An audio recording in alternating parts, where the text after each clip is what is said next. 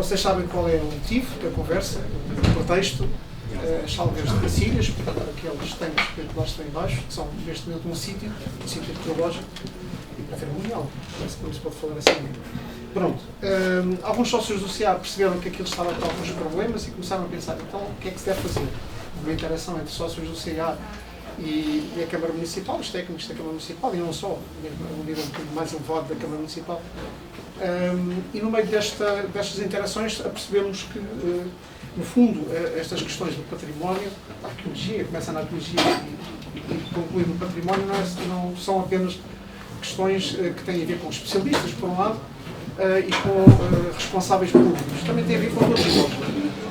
E, portanto, ao apreciarmos estes problemas e ao interagirmos com a Câmara, pensámos, bom, isto seria interessante uma conversa com mais gente, para pormos questões. Há uns que falam como partida e há outros que depois põem questões e abrimos conversa. O dia escolhido foi intencional. Hoje é o Dia Internacional dos Monumentos. É um bom dia para abordar uma questão destas. A Casa das Artes acolheu-nos, o que é ótimo, a gente agradece imenso, é um serviço que é para todos, é uma colaboração com o CA, ou o CA com a Casa das Artes, ou um com o outro. Portanto, fica aqui o agradecimento, que é ótimo sairmos de casa, estamos noutra casa, podemos falar sobre uma coisa que tem a ver com todos. Para abrir a conversa, tenho aqui duas pessoas, o Rui Pinto, que é arquiteto, e o Jorge Raposo, que é arqueólogo. Vai haver filmagens. Porquê? Porque assim outras pessoas que não estão aqui, não puderam vir cá, poderão ver um pouco o resumo do que se passou. Normalmente pomos estas filmagens no YouTube e quem quer ver pode ver, vocês até se podem rever lá novamente. Antes de iniciar, eu depois farei um pouco a moderação se for caso disso. Se a conversa começar a ter muita gente a participar, se calhar é necessário dar uma certa ordem. Portanto, quando houver mais conversa, após o Rui e o Jorge falarem, deem um bocadinho de atenção, chamem um bocado a atenção para eu tentar organizar caso se justifique. Se não justifica, as coisas correm naturalmente, sem estarmos com essa intervenção. Antes de passar a palavra ao Rui, eu gostava só de lembrar um sócio do Centro de Arqueologia da Almada que faleceu muito recentemente, o António Policarpo. Qualquer pessoa é sempre saudade, uma saudade que nos fica, claro, independentemente do que fez ou que não fez. Este sócio tem uma particularidade, é que, apesar de não ser um especialista nas coisas do centro, portanto, arqueologia, história e património, foi uma pessoa que sempre se interessou e colaborou de várias maneiras, como cidadão. Portanto, no fundo, é uma pessoa que ajudou ativamente e não só passivamente, ao gostar das coisas, ajudou ativamente a que o património se fosse constituindo. Portanto, pensemos nele, pensemos em nós próprios também, e vamos à sessão. Rui. Então, boa tarde a todos e obrigado pela vossa presença. E um novo obrigado aqui à Meia Volta do Urano, que se associou a nós, tal como nós somos uma associação com dinâmicas próprias e locais. E pronto, no sentido e na celebração do Dia Internacional dos Monumentos e Sítios, o ICOMOS Internacional, na sua última reunião em Sydney, decidiu que o tema para o próximo triênio será a questão das catástrofes e conflitos. Não é que nos dias de hoje estão presentes e têm impactos diretos na nossa vida e nas cidades e nos territórios. Para iniciar, trago-vos uma frase que eu recorrentemente utilizo, muito bonita, e curiosamente é um livro escrito a seguir à Carta de Veneza, que é também um dos temas que falaremos hoje, da arquitetura da cidade do Aldo Rossi. Esta ideia de cidade camada, não é? E daqui a pouco o Jorge falará mais no substrato arqueológico, mas atenção, a arqueologia está também acima da superfície. E agrada-me imenso esta ideia da cidade enquanto construção de geração e geração, de camada. Aliás, ele entende a cidade como um objeto artístico, um produto artístico produzido por sucessivas gerações e de forma anónima. Portanto, e o património é um pouco isto. Hoje sabemos que o património abrange outros valores. Veremos que no século XIX era o objeto, era o edifício monumental. Hoje falamos de trilhos e falamos de paisagem cultural e, portanto, é uma discussão longa e que naturalmente não teremos.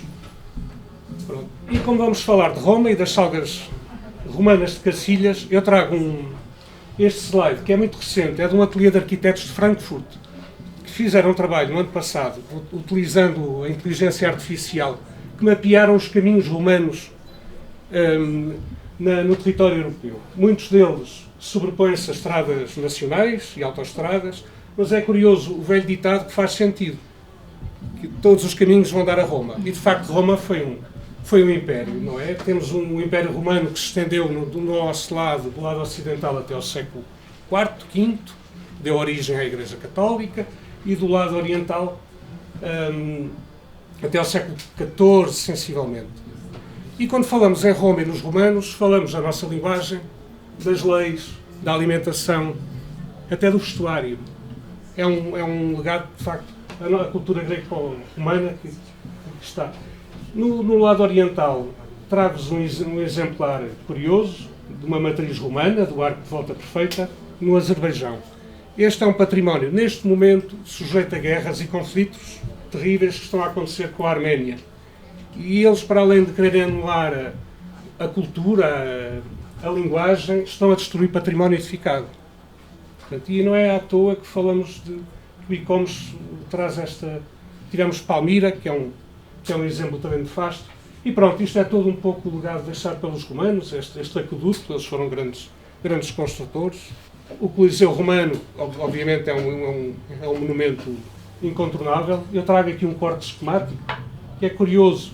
Não só a tecnologia construtiva, a organização social, as próprias drenagens nas fundações do Coliseu Romano.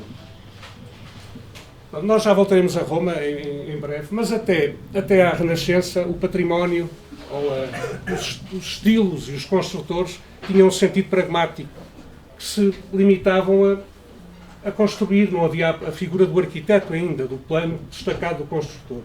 Aliás, no Gótico temos exemplos curiosos, gerações, 2 e às vezes 3 gerações, que estiveram envolvidos na construção de uma catedral.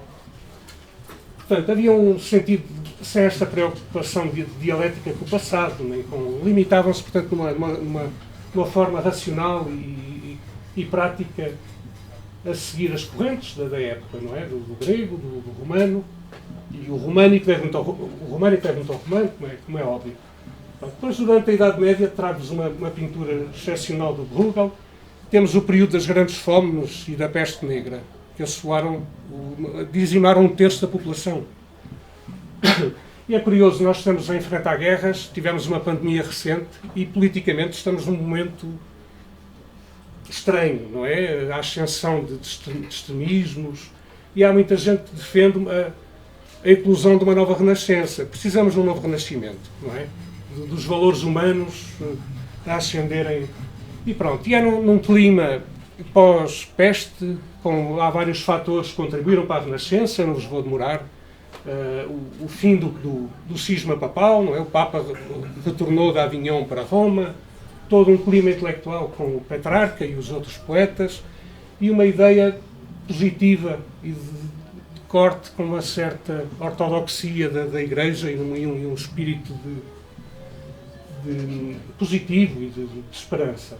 É curioso que é neste momento, na Renascença, que penso que é o Pio II, a primeira lei de proteção do património surge com uma bula papal que proíbe em Roma derreterem pedras para fazer cal. Até conhecido como a primeira ação de defesa do património. Quando o Papa regressa a Roma, viviam sensivelmente 17.000 pessoas, habitavam entre ruínas e alguns em grandes monumentos do período clássico. E havia, portanto, todo um passado que interessava reconstruir. E onde é que eles se agarraram? Ao que tinha mais força, que é a cultura greco-romana, não é? E é todo o legado. O episódio da Revolução Francesa é também curioso, porque a Assembleia Constituinte, quando se dá a Revolução, define que, por lei, a lei decreta que era obrigatória a destruição de todos os sinais do feudalismo. E a Revolução Francesa foi marcada por a destruição de palácios, obras de arte pública. Este postulado, penso que é 1870, não me lembro agora. Isto acontece no mês de agosto. No mês de outubro sai imediatamente um diploma a dizer atenção para, porque a arte e o legado e o património é importante para a educação e e para a preservação dos nossos valores. Portanto, este sentimento de linha, de importância do património, todos concordarão que uma sociedade, uma comunidade sem passado é uma sociedade com Alzheimer, não é? Eu desconfio sempre daquelas cidades planeadas do deserto, do nada, porque não têm raízes, não têm as tais camadas que falava o Rossi. Pronto. Um episódio também interessante, no início do século XIX, Rafael Stern e o Valadier é-lhes encomendado a consolidação do Coliseu Romano. Ele estava ocupado com animais, com habitantes, e há uma atitude de consolidação e conservação do Coliseu muito interessante, que é destacar, ele propõe um contraforte, uma obra de engenharia valente, uma obra de consolidação desta parte colapsada, com um contraforte que, assumidamente, é uma adição de nova construção ou de nova arquitetura. Na mesma medida, o que nós chamamos o preenchimento de lacunas, reparem que há uma distinção clara entre a pré-existência, aquelas pedras deslocadas, aquilo é um relógio, não é? Marca os tempos, os sismos, que Roma sempre foi assolada por uma grande sismicidade. E esta atitude de conservação e restauro, que não foi só no Coliseu, foi também no Arco de Tito e numa série de intervenções em Roma, podemos considerar que foram os princípios da conservação e restauro. Isto eu trago-vos esta linha de tempo, porque como dizia o António Guterres, isto não aconteceu do vácuo. E, naturalmente, que a Carta de Veneza, em 1964, não surge do vácuo. Aliás, ainda hoje, as noções que temos sobre o património, conservação e restauro, tendem sempre a mudar e a ampliar.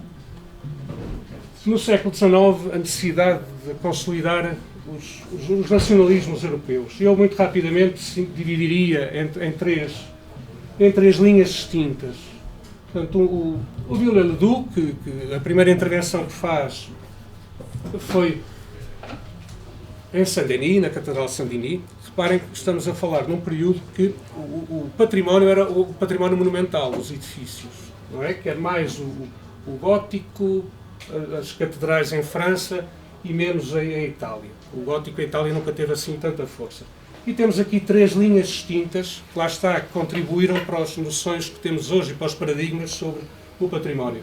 Um restauro em estilo, uma reinterpretação, podemos chamar a intervenção por analogia. Portanto, o Viollet-le-Duc é chamado a intervir depois na Notre-Dame de Paris e faz reinterpretações de novas formas, assumidamente distintas. Ele é uma figura incontornável, o Viollet-le-Duc, da história da arquitetura. É curioso que os arquitetos e os arqueólogos no século XIX estavam juntos, estavam unidos, e criaram-se estas comissões de defesa dos monumentos nacionais, quer em França, quer em Inglaterra, que estavam a ser feitas intervenções aleatórias e avulso. E houve a necessidade de inventariar, de estudar, para depois agir.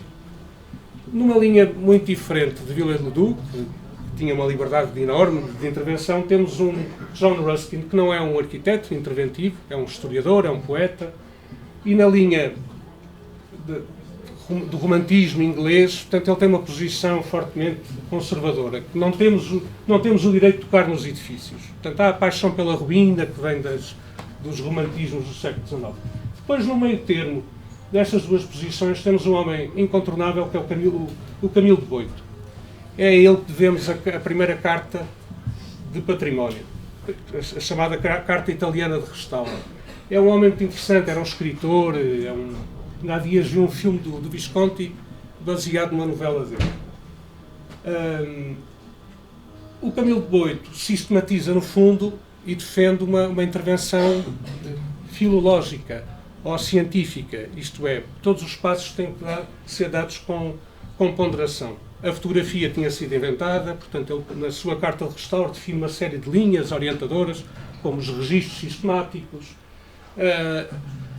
a distinção entre o que é novo do que é antigo, portanto, vai beber àquela intervenção que vimos ali do Coliseu do Stern e do Valadier. Pronto, e agora, recapitulando a transição para o século XX, portanto, a importância da Carta Italiana de Restauro, um primeiro encontro em Madrid juntou 24 países, já havia uma consciência internacional sobre a importância de preservar o património, mas lá está, património monumental. Eles estavam preocupados imenso com Atenas, que estava em colapso, e estabeleceram duas linhas o que é que são edifícios, monumentos vivos e mortos. Estamos a falar de um monumento morto para ser musealizado como Pompeia, e os edifícios vivos, como grandes conventos, que tinham a capacidade de novas utilizações. E os conventos foram, como sabemos, aqui em Portugal, depois da extinção das ordens religiosas, os conventos deram asa a escolas, hotéis, e eles, por norma, tinham uma grande solidez na sua, os romanos chamavam firmitas, não é? Uma grande solidez na sua, tinham uma capacidade de albergar outros usos, e ainda hoje encontramos isso. Depois a Carta de Atenas, paralela ao encontro dos arquitetos modernos, dedicaram também um momento a criarem orientações de intervenção em património, e a Carta de Veneza, em 64, que culmina com a criação do ICOMOS, International Council on Monuments and Sites, que já reuniu 61 países de todos os continentes. O episódio das guerras, das grandes guerras, levou também quer a intervenções rápidas, quer a uma reflexão à séria. Não quero tomar muito tempo, se não perco. Houve uma necessidade em algumas cidades, no caso de Varsóvia, de constituir ou de fazer um repristino, de construir com tecnologias dos anos 50, como era a cidade antiga. E percebe-se porque alguns, e criou grandes divisões, entre os que achavam que ia ser pensada uma cidade nova, com novas tecnologias, e houve uma visão conservadora que defendia a aura simbólica dos edifícios. Esta capital em Dresden, a Catedral em Dresden, é um dos exemplos. Levanta algumas questões, não é? Uma catedral bombardeada, ser reedificada, tendo por base um registro fotográfico ou desenhado, levanta questões, e levantou, e entre um deles encontra César Brandi. Novamente voltamos à Itália. A Itália é o grande país das questões do restauro e do património, em que ele escreve um livro interessante, A Teoria do Restauro, e ele diz-nos tem um pensamento muito pertinente. Esta ideia de que a criação é um ato único e irrepetível. Portanto, criticando as intervenções de falso histórico ou de mimetismo realizadas como a capital de Dresden. E esta ideia de que restaura-se a matéria e não a forma. Pronto. O César Brandi e os seus postulados passam praticamente, diretamente, são aplicados na Carta de Veneza, que ocorreu há 60 anos, e que, no fundo, eu resumiria aqui uns pontos principais. Esta ideia de uma intervenção mínima sobre o edificado, isto é, se podemos fazer menos para não fazer mais. Uma ideia, eu assinalei a laranja porque a seguir ia partilhar convosco uns slides em que vemos esta questão do novo e do antigo, esta dialética, como é que nós com uma nova camada, como é que gerimos, como é que dialogamos com as pré-existências. Esta ideia de retomar as técnicas tradicionais é uma questão importantíssima. Nós hoje estamos a ter dificuldades. Eu trabalho no dia-a-dia com obras, encontrar um carpinteiro, encontrar um canteiro está a tornar-se difícil. E está a emergir, infelizmente, a profissão do restaurador. Porque até como é que nós podemos reabilitar desconhecendo as técnicas existentes? Não é? Por norma, tinham uma característica que vem firmitas, eram obras sólidas para durar e para... Hoje na China sei que se constrói habitação e eles planeiam um bairro para durar 15 anos. Isto em termos de impacto, não é? De pegada e não só, e de ausência das tais referências e das tais camadas que necessitamos. Esta ideia da reversibilidade também é importante, é uma das linhas defendida pela Carta de Veneza. No fundo, toda a nossa ação deverá ser descolada ou reversível. E que daqui a pouco veremos a intervenção em Cacilhas levanta algumas questões. Penso que a fragilidade da intervenção poderá passar um pouco por isto. Porque daqui a 20 anos, certamente, vamos ter uma noção distinta de hoje sobre como intervir em património. Portanto, se as ações forem irreversíveis, podemos eventualmente retirar o que foi posto. E esta questão é muito importante. Em Portugal é uma coisa difícil, que é a manutenção dos edifícios. Pronto, eu agora trago aqui um episódio recente, o incêndio em Notre-Dame. 2019. Notre-Dame é um símbolo nacional e a França tem aquela força da República e levou uma discussão e uma divisão dos agentes que operam nesta área muito grande. De imediato, grupos de projetistas reuniram-se com propostas para a substituição das coberturas em Notre-Dame. Eu vou passar rapidamente alguns. Este faz uma peça mais próxima da escultura e menos da arquitetura, que sugere uma forma muito orgânica, que sugere o fogo. Temos esta estrela, esta espiral, que vai beber às propostas do Viollet-le-Duc. Ele faz uma espiral, uma cobertura cônica. Enfim, apareceram uma série de propostas, mas foi decisão, esta então é uma coisa, e acho que graças ao nome dos projetistas, Kiss the Architect. Esta, penso que era uma proposta de um museu visitável sobre Notre-Dame. E, efetivamente, a decisão foi um restauro filológico, um restauro arqueológico, de repor quer as materialidades, quer as tecnologias, que está praticamente pronto. Foi uma decisão governamental e foram buscar o Dominique Perrault, que é um arquiteto conceituadíssimo, que fez a Biblioteca de Paris, na Défense. E o trabalho foi um trabalho arqueológico, de levantamento. Houve técnicas de encaixe de madeira, né? Isto são carvalhos vindos da zona de Le Mans, de França, são paus enormes. Tecnologias se descobriram depois do incêndio, de encaixes e de ligações. A própria forma de corte, utilizaram técnicas tradicionais, da carpintaria tradicional, e reparem, é notável, a madeira é um elemento extraordinário. Foi levado pelos canais até Paris, e é impressivo, não é? Estamos a falar de um vão de mais de 20 metros. Pronto, isto, no fundo, são acho que o bom senso que transcende as orientações das cartas internacionais, que, para além da Carta de Atenas, foram, entretanto, nas sucessivas reuniões do ICOMOS, sendo produzidas mais orientações. Temos cartas específicas para jardins, para património industrial. Há uma carta até que vem sobrepor à Carta de Atenas, que é a Carta de Cracóvia.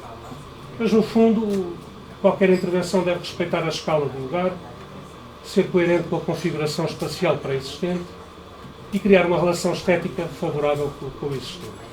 Isso não se verificam nestas intervenções das arquiteturas das últimas décadas, destas exuberâncias tecnológicas, como é o caso desta adição em Antuérpia, de um projeto da Zaha Hadid, que é uma arquiteta falecida há poucos anos. Eu trago um dos pontos, o ponto 13 da Carta de Veneza, que nos diz assim: os acréscimos só podem ser tolerados na medida em que respeitem todas as partes interessantes do edifício. A sua disposição tradicional, o equilíbrio da sua composição e as suas relações com o meio ambiente.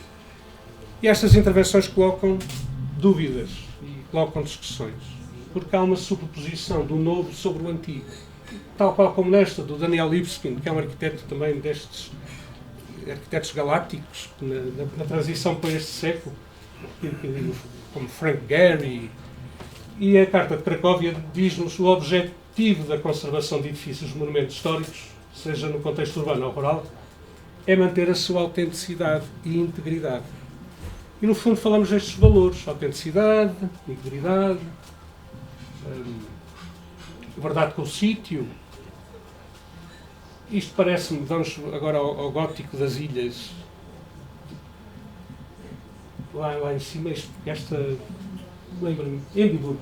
É uma intervenção muito ponderada. Temos aqui uma adição de nova arquitetura, numa igreja gótica, perfeitamente uma linguagem essencializada e depurada, em um diálogo harmonioso com a pré-existência. Não há aqui um choque, mas não há uma mentira, portanto não há um mimetismo das arquiteturas pré-existentes. Isto é um dos princípios de La Valeta, que me parece também interessante, não é?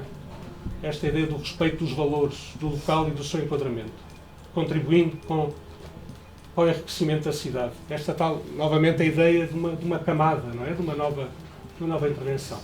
E estas intervenções, em Portugal, é um centro de interpretação desta torre, também levantam questões, porque, de certa forma, e aí a Carta de Veneza tem um ponto frágil, que nos diz que as novas edições devem se destacar e diferenciar da pré-existência. Mas isso não chega, não é? O que acontece com as cartas e com as orientações mais recentes é que dizem deve-se diferenciar, mas não deve sobrepor-se, não é? E mais valia não estarem quietos, neste caso, não é? Pronto, para terminar, a questão das catástrofes e conflitos está na ordem do dia, não é? Este 11 de setembro marcou uma página, pelo menos eu tinha uma perspectiva otimista no fim do século. Os anos 90 foram anos muito cerebrais, em que eu era estudante, isto ia ser um novo século cheio de esperança e não é bem assim, não é? Não é bem assim. Eu acho que este episódio marcou um pouco este retorno ao militarismo, aos extremismos e destruíram património, claro, um património do século XX. Isto não há palavras, não é? O que é que está a acontecer em Gaza? Reparem, desde o início da guerra, a destruição de património não classificado, não monumental, mas património, as casas das pessoas, falamos 6 em cada edifício estão a ser destruídos neste momento em Gaza. E depois há outro tipo de catástrofes, que são as ações políticas. Este é uma anedota, quer o Berlusconi, quer a ação que ele tomou em 2013, que tinha o intuito de privatizar o Coliseu de Roma, e voltamos agora a Roma. Queria entregar a exploração do Coliseu a um fabricante de calçado em Itália. E um programa que está em curso em Portugal, que eu pessoalmente tenho muitas dúvidas, que é o programa Revive, que é pôr em asta pública uma quantidade imensa de património edificado, que o património, no fundo, está consagrado por lei, é nosso, é dos nossos impostos. E esta ideia de pôr o turismo, que é a nossa salvação, eu acho que um convento, por exemplo, pode muito bem ser, com fundos públicos e com criatividade, sediarmos lá atividades humanas interessantes para a região e os hotéis instalarem-se no entorno. Portanto, agora, deixar o património monumental que temos, e não só, e local assim. E isto preocupa-me bastante. Há dias a Câmara Municipal de Almada promoveu um encontro para falarmos das zonas ribeirinhas. À frente, nós temos em Almada, nas sucessivas gerações, temos tido uma dificuldade em lidar com o rio. E estamos em Cacilhas e todos estarão de acordo comigo. Nós começarmos aqui na Arialva, que era uma antiga quinta de vinhos, uma casa soarenga, está neste momento em curso e quase aprovado um projeto de um hotel de luxo com marina, que nos prometem que vão fazer um passeio marítimo até à Trafaria. Eu duvido, não é? Se calhar damos o passeio, mas será sempre uma ilha. O Olho de Boi, que eu conheço muito bem, trabalhei lá, tive o ateliê lá durante mais de 10 anos, está em asta pública. Foi sempre mal gerido, era o ICN, o Instituto de Conservação da Natureza, que nunca teve meios, nem recursos financeiros, nem humanos para o gerir. Vai estar em asta pública, que já passou para o património do Estado. O Cais do Ginjal tem um património extraordinário. O Centro de Arqueologia dedicou uma exposição, uma edição a um tema. Quem tiver curiosidade, temos até um livrinho sobre o Cais do Ginjal. Quanto a mim, houve um erro que foi deixar todo o edificado que pertencia a 5 grupos cair numa mão de um só, de um proprietário, que é o Grupo AFA da Ilha da Madeira, que está, penso que, com pulseira eletrónica. Foi preso recentemente, não é? Aquela história do Funchal. E nós estamos a falar de um património industrial, com edifícios espacialmente com muita qualidade. Lá está, não é um património monumental, mas é um património industrial. Realizaram-se o Olho, teve lá a sede, o João Fiadeiro. Penso que a Câmara falhou, as várias câmaras. Podia-se ter pensado num plano de minifúndio, de uma propriedade mais parcelada e, por que não, construir novo, mas mantendo as pré-existências. O plano que se propõe para lá é demolidor. A proposta é arrasar tudo, fazer mimetismos de alguns edifícios. Há uma proposta muito clara sobre isso, reconstruir fachadas, lá está um falso histórico, uma mentira, e subir a cota do cais 1,20 m. E o argumento é a subida das águas do mar, que parece discutível. Depois temos a frente Cacilhas público, por enquanto, ainda pagamos o bilhete só para o bar, e a Lisnave foi recentemente, era um fundo ligado à Margueira, que entretanto penso que agora é o Tejo Mais, que o Estado tinha 51% do capital e agora vendeu recentemente. mas ao menos o Estado teve a competência de produzir um plano, a chamada Cidade da Água. Ao menos o Estado aqui não se demitiu da sua... Reparem, a habitação é um problema porque em Portugal só 2% da habitação é que foi organizada ou pertence ao Estado. Deixaram ao mercado livre e percebemos e confrontamos com um problema grave de habitação, precisamente por isso, não é? E eu pus ali privado, porque aqui junto à sede do Centro de Arqueologia de Almada, ali a Romeira, muito bem, a Câmara Municipal comprou as antigas moagens da Aliança, onde tem um edifício muito interessante, que é o primeiro edifício em betão armado, ao lado dos silos, não é? Mas o Flamignon da zona da Romeira, que está morado, é um terreno extraordinário, podia muito bem ser devolvido à cidade, para um parque, para um jardim, pertence ao Grupo Espírito Santo, a um fundo do Grupo Espírito Santo. E quando falamos em catástrofes, não são só naturais. Eu penso que esta demissão do Estado de tomar conta do seu legado numa perspectiva pública e democrática é um problema que estamos a confrontar nos dias de hoje. E agora, para acabar, deixo-vos um slide curioso. Uma intervenção feita por um país com massa, isto é uma questão, às vezes não é só o dinheiro, não é? Sobre uma porta romana, de uma cidade romana na Áustria, e uma das portas foi musealizada desta forma, com poucos recursos, mas com muita inteligência. E voltamos aos princípios do Camilo de Boito e da Carta Tunesa. Se podes fazer menos, para que fazer mais? E pronto, eu não quero tomar mais tempo e olha, obrigado pelo vosso...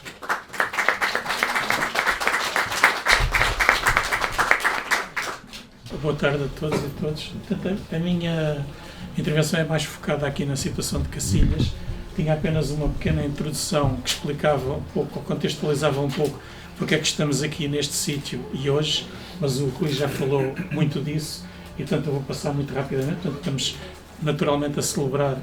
É uma forma do Centro de Arqueologia de Almada responder ao apelo que o ICOM e a Unesco fazem todos os anos, neste dia 18 de Abril, para se organizarem ações que sensibilizem para a importância, para a diversidade do património, mas também chamem a atenção para a sua fragilidade e que sensibilizem para que é uma riqueza que precisa de ser preservada para a fruição dos dias de hoje, mas também garantir a sua continuidade para as gerações futuras.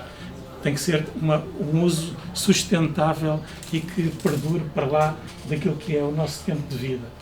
E este ano, tanto o ICOM como a Unesco, de facto, evocam a questão da Carta de Veneza, que é um documento que, embora tenha raiz em movimentos mais antigos, como o Rui já falou, é, digamos, o princípio orientador da maior parte da documentação de preservação do património que tem sido aprovada e posta em prática durante neste período de 60 anos, desde que foi aprovado.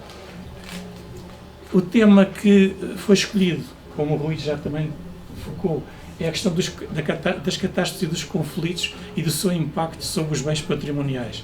Naturalmente, aqui a grande preocupação tem a ver com as catástrofes provocadas pelos agentes naturais, porque se tem a noção que a aceleração das transformações climáticas produzem cada vez mais fenómenos extremos e de intensidade mais elevada, e isso causa, evidentemente, prejuízos, a destruição das vidas de muita gente, mas também a destruição de muitos elementos patrimoniais, e depois também não só a emergência de conflitos muito mediáticos, alguns o Rui também mostrou, as questões da Ucrânia, agora do Médio Oriente, mas também a eternização de outros conflitos noutras geografias que às vezes nos passam mais despercebidos aqui na nossa visão um bocado eurocêntrica e que assolam a vida de pessoas há muitas décadas e que destroem a vida de muita gente, mas também os elementos da sua cultura. E isso é, de facto, uma preocupação que se pretendeu relevar outra vez este ano. Só que temos que ter a noção, e pegando também nas palavras do Rui, que não há catástrofes apenas provocadas pelas ações naturais. As ações humanas também provocam muitas situações catastróficas que, na perspectiva do património cultural, podem ir até à destruição completa de bens. Noutros casos, podem ter efeitos danosos, mais ou menos graves, mas na maior parte das vezes são totalmente irreversíveis e, portanto, são importantes desse ponto de vista. E também conflitos não há apenas conflitos armados. Felizmente nós vivemos aqui numa sociedade democrática em que temos maneiras diferentes de gerir conflitos, mas os conflitos, tanto pessoais como de grupo, existem em todo o lado, não é? E, portanto, há interesses diferentes em confronto, há os interesses do turismo, há os interesses da urbanização, há os interesses de diferentes índoles que muitas vezes chocam com os interesses culturais e nem sempre há inteligência suficiente para os tentar conciliar e aproveitar da melhor forma possível. E, naturalmente, aqui é importante a gestão do território, portanto, os organismos que, a nível local, a nível regional ou a nível central, gerem estas questões e têm que decidir quais são as políticas de ordenamento do território, têm que ter capacidade para gerir estes conflitos e, no meio dessa gestão, não esquecer o património cultural. E essa era, digamos, a abordagem que se pretendia dar aqui. Não catástrofes e conflitos em tempo de guerra e em tempo de fenómenos naturais extremos, mas catástrofes e conflitos que também existem em tempo de bonança e em tempo de paz. E iríamos fazer isso um pouco tendo por tema, ao caso concreto, aqui a situação da Fábrica Romana de Salga de Cacilhas, que está aqui a poucos metros de nós, e falamos nela porque é um dos poucos, não há muitos, imóveis classificados como de interesse público no Concelho de Almada, portanto tem essa classificação desde 1992, e foi alvo de uma recente obra promovida pela Câmara Municipal de Almada, que a colocou no estado que todos podemos ver e que está aqui retratado nesta fotografia, ou seja, foi colocada uma tampa por cima de alguns dos tanques, portanto uma parte da fábrica voltou a ser coberta e está debaixo da calçada, e foram criadas duas janelas onde podemos ver alguns dos tanques cobertos com uma superfície envidraçada. Esta leva-nos a tentar agora, de alguma maneira, explicar o que é que temos ali. Portanto, não sei se toda a gente circulando agora por cima daqueles vidros já percebeu o que é que está a ver, e a minha ideia era um pouco dar uma ideia de o que é que existe naquele sítio e porque é que aquilo é importante em termos locais e até em termos nacionais. O sítio tem uma importância desde logo histórica, porque foi a primeira fábrica de salga deste género identificada aqui em toda a região do estuário do Tejo. Portanto, até àquela data, em 1981, quando apareceu, não se sabia sequer que havia salgas de peixe de época romana aqui na zona do Tejo. Já se conheciam muitas no estuário do Sado, certamente alguns de vocês já visitaram Troia, aquelas grandes fábricas com os tanques enormes de Troia, e, portanto, no estuário do Sado já se sabia muito que era uma atividade económica muito intensa durante toda a época romana. Mas no estuário do Tejo não havia evidências disso. Suspeitava-se que sim, que teria havido, até porque havia algumas referências literárias em autores romanos que falavam de produtos do Tejo, mas não havia evidências materiais. E as primeiras que apareceram foram estas aqui em Cacilhas. Portanto, apareceram isto faz a ponta, ou não?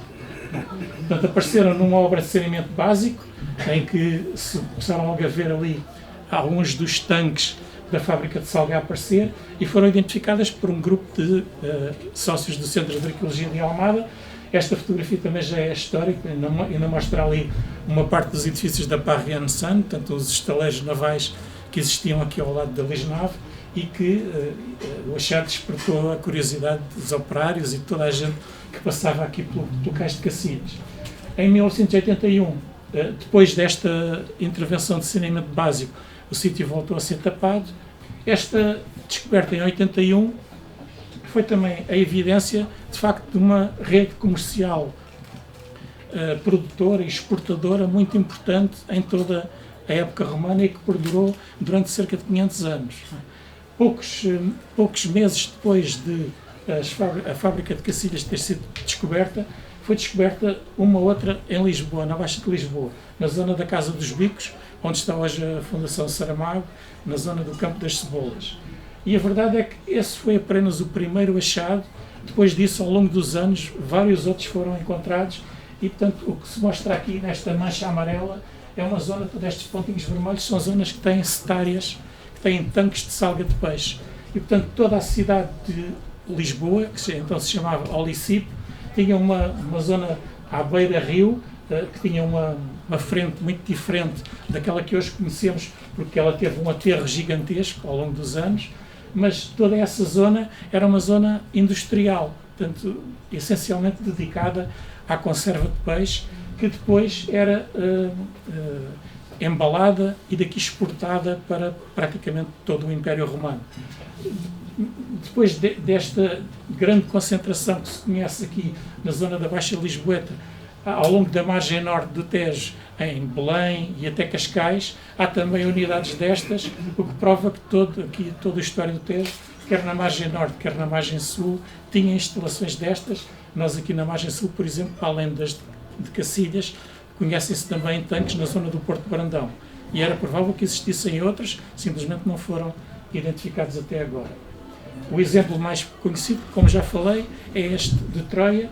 E o que é que faziam estas fábricas então? Estas fábricas preparavam produtos à base de peixe e que iam desde o simples peixe salgado, peixe conservado apenas em sal, até depois uma vastidão de molhos, pastas, tipo, que chamaríamos patês, ou coisas do género, mas também líquidos, que funcionavam como condimentos, eram dos produtos mais utilizados em toda a culinária romana e durante também os cerca de 500 anos foram produzidos em larguíssima escala, não só aqui na zona da Lusitânia, onde nós nos inserimos, mas noutras províncias romanas e circulavam de um lado para o outro. Naturalmente havia questões de gosto, havia pessoas que gostavam mais das salgas da zona que hoje é Espanha, outros da zona que hoje é Algarve, outros da zona que é aqui Lisboa, e portanto todos estes produtos circulavam por vários sítios e portanto esses produtos eram fabricados nestes tanques. Portanto eram produtos, tanto as pastas como os molhos, que tinham que estar a macerar durante vários meses e portanto era nestes tanques que isso era feito. Aqui, naturalmente, para esta indústria de salga funcionar, tinha que haver todo um conjunto de economia com várias atividades económicas que trabalhavam para que isto fosse possível. A primeira, desde logo, era a pesca, não é? Portanto, a maior parte destes produtos eram feitos com peixes que ainda hoje estão muito presentes no nosso consumo. Era a sardinha, era a cavala, era o atum também, e depois com alguns crustáceos e caranguejos e coisas do género que eram misturadas nestas receitas. E naturalmente para haver pesca tinha que haver também construção e reparação naval, tinha que haver a navegação à vela, a intensificação da navegação à vela, mas tinha que haver também grande intensidade na exploração do sal. O sal era um produto essencial para a produção destas salgas e, portanto, não conhecemos hoje evidência nenhuma de nenhumas marinhas de sal claramente de época romana, mas isto são coisas que são muito perecíveis e certamente desapareceram ao longo do tempo. E depois também a olaria. Portanto, estas salgas, estes produtos precisavam de contentores para depois serem transportados. E os grandes contentores de transporte destas matérias eram as ânforas. Ânforas de diferentes formas e tamanhos, com diferentes capacidades, para transportar produtos pastosos ou para transportar produtos líquidos, e que eram feitas em olarias, de que já se vão conhecendo algumas. Nós temos uma bem perto de nós aqui, no Seixal, na zona ali perto de Miratejo, na Quinta do Rochinol, já no concelho do Seixal, que está classificado também como monumento nacional. Era uma das olarias que abastecia certamente estas fábricas que existiam aqui na zona.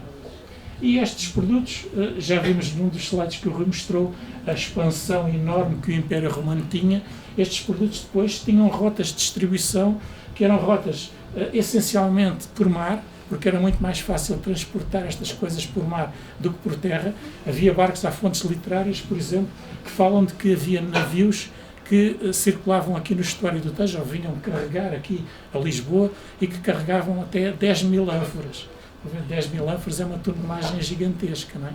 E, portanto, depois circulavam, em muitos casos, pelas vias que conduziam ao Mediterrâneo, na direção também do centro do Império, mas havia também rota atlântica, que levava os produtos para o norte e até às Ilhas Britânicas, e toda esta circulação vai deixando vestígios que, às vezes, portanto, aparecem tanto nas escavações arqueológicas em terra, mas também nos achados subaquáticos, onde se encontram, às vezes, evidências de barcos naufragados com a sua carga, e que nós podemos, em alguns casos destes, identificar aquelas ânforas e saber que elas vieram exatamente aqui da nossa zona do estuário do Tejo. Portanto, há algumas não se consegue identificar muito bem qual a sua origem, mas há casos em que as ânforas são características daqui da nossa zona e, portanto, há já algumas dezenas de naufrágios identificados no Mediterrâneo que se sabe que vieram daqui, que saíram daqui da zona do Tejo. Aqui, indo agora mais diretamente para a questão da fábrica de Cacilhas, como disse, ela foi identificada em 1981, depois em 1900 só voltou a ser escavada outra vez em 1987 e 88, onde a área foi um pouco alargada e, portanto, é esta zona toda que está aqui, é a zona onde se fizeram os trabalhos de 87 e 88 e é essa zona onde tem agora aquelas duas janelas de vidro que ali temos. Portanto, uma dessas janelas está sobre esta zona aqui e a outra janela está sobre um daqueles tanquezinhos ali fixados. E, portanto, a ideia que surge daqui, mais tarde, antes de falar na planta da fábrica, mais tarde, em 97, fez-se escavação também no interior do edifício onde está agora o Vaticanos, que na altura tinha uma dependência da Caixa Geral de Depósitos, e no interior apanhou-se uma continuação da fábrica. E, portanto, a fábrica era uma fábrica que tinha uma configuração AU, daquelas dos tanques que se colocaram à vista, sejam apenas por pontinhas, sabe-se que ela tinha 10 tanques, mas assumindo que isto era tudo mais ou menos simétrico e que seguia a mesma modulação, ele deveria ter 15 tanques, porque teria aqui mais um, teria ali mais 2, e portanto teria aqui mais em baixo, e portanto teria 15. Se fizer só assim um U, teria 16, se ali for simétrica, também tiveram para o lado, como tem aqui deste lado. E, portanto, é uma fábrica relativamente pequena. Esta imagem que está aqui é uma imagem que eu retirei de um vídeo sobre a fábrica de Salga de Cacilhas, produzido pela Câmara Municipal de Almada, que está disponível no YouTube, e só o utilizo aqui porque eu não conheço esta planta publicada em mal lado nenhum. Portanto, esta parte está publicada nos artigos que foram realizados depois das escavações de 88, mas uma planta assim, que reúna esta evidência com a evidência identificada dentro do edifício da antiga Caixa Geral de Depósitos, que eu saiba não está publicada, mas aparece aqui neste vídeo e eu captei a imagem de lá, é aquela que estamos a ver agora aqui. No mesmo vídeo é apresentada uma reconstituição daquilo que terá sido esta fábrica.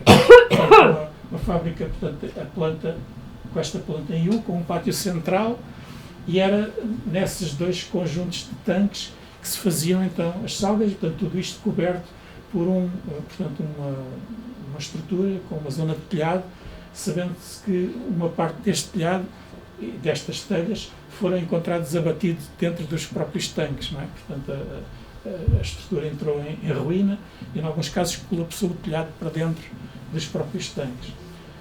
Numa outra reconstituição que está no posto de turismo de Setúbal, na zona da Baixa de Setúbal, onde também foi encontrada uma fábrica de salga parecida com esta e que está lá musealizada e que podem visitar, há um desenho que reconstitui um bocadinho melhor o que seria o ambiente nestas fábricas, como vêem, portanto, os vários tanques onde se faziam diferentes tipos de produtos que tinham que ser mexidos e misturados com muita regularidade e que depois eram envasados em ânforas, que então seriam estas ânforas que depois iam para os barcos e que, essencialmente por via marítima, transportavam estes produtos para vários sítios.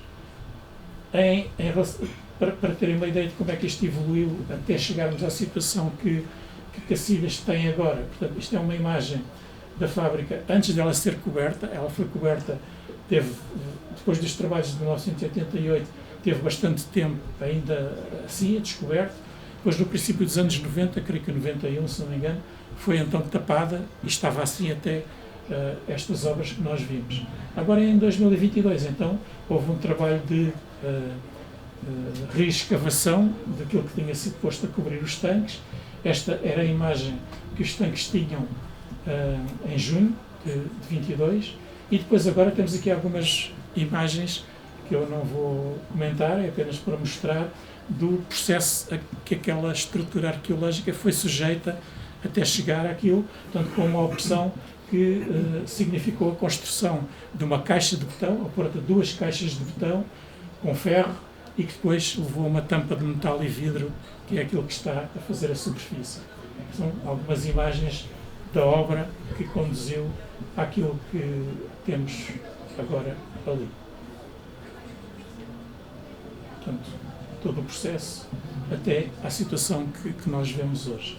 E para fechar o ciclo um pouco com a Carta de Veneza, tal como começámos, tinha aqui um pequeno excerto da Carta de Veneza que de facto diz que é importante que nós peguemos nas estruturas patrimoniais, nomeadamente as de natureza arqueológica, em estado de ruína, e que as valorizemos e que as apresentemos.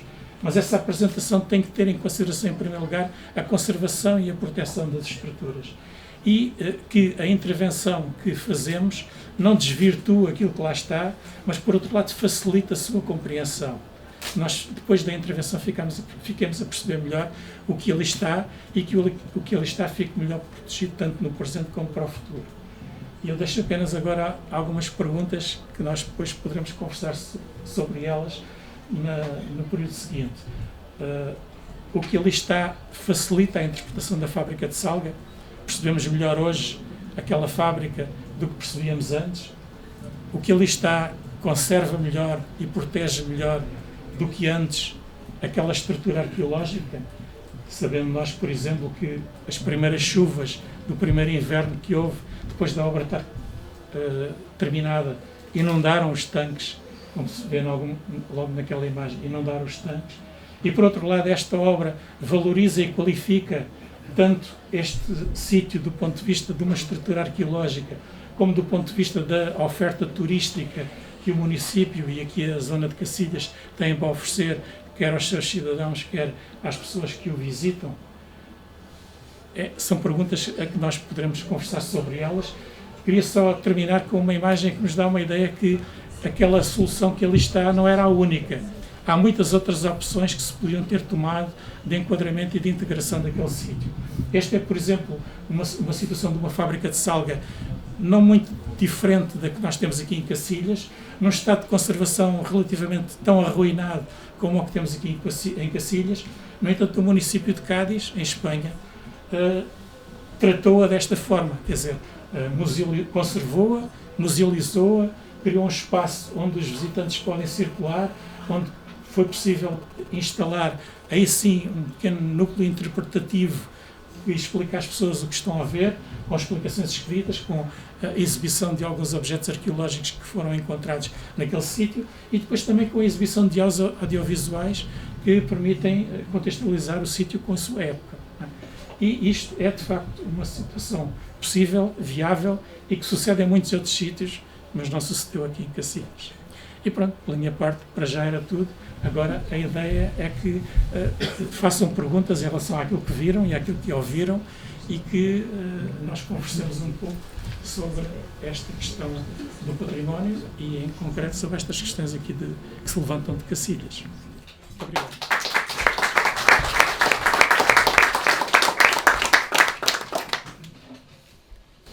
Eu queria fazer uma pergunta em relação à exposição anterior e que tem a ver tanto com a Carta de Veneza. Neste momento, penso eu que existe uma estrutura que foi recentemente construída na sede de Lisboa, nos claustros, que supostamente é uma escada em espiral e, portanto, aquilo foi coberto por um muro recoberto de azulejos que supostamente refletem todo o ambiente do claustro. Mas a introdução daquele mono, diria eu, ali no meio do claustro, tira um bocado a estética da construção, penso eu, romano-gótica, que ali estava e que devia ser preservada. Portanto, eu queria saber, no contexto da Carta de Veneza, qual é a vossa opinião sobre aquele acrescento que está ali, eu ainda não vi. Mas ainda não está aberto. Pois, eu calculo que não, eu já vi fotografias eu vi fotografias e fiquei estarrecida. Eu há pouco apontava uma das fragilidades da Carta de Veneza, que é a questão da diferenciação, não é? Que só não chega e que deixa... É uma fragilidade, não é? Tem sido uma obra polémica, não só pelo aspecto visual, impactante desta nova edição e do contexto, não é? Porque falamos também em contextos. Como também, lá está, há uma semelhança, queria fazer um paralelismo aqui com Cacilhas. para edificar aquela estrutura e outras, há necessidade de fundação de estrutura. E o betão armado foi um elemento usado imenso no século XX e hoje já se percebeu que não é um amigo do património do betão. Há outras formas mais leves e irreversíveis e tem sido um dos pontos que tem sido polémico e precisamente apontado. Houve, aliás, uma visita que Francisco, que representou o Centro de Arqueologia de Almada com um grupo de engenheiros durante a obra. Agora, eu não conheço pessoalmente, estou a par Eu só vi fotografias.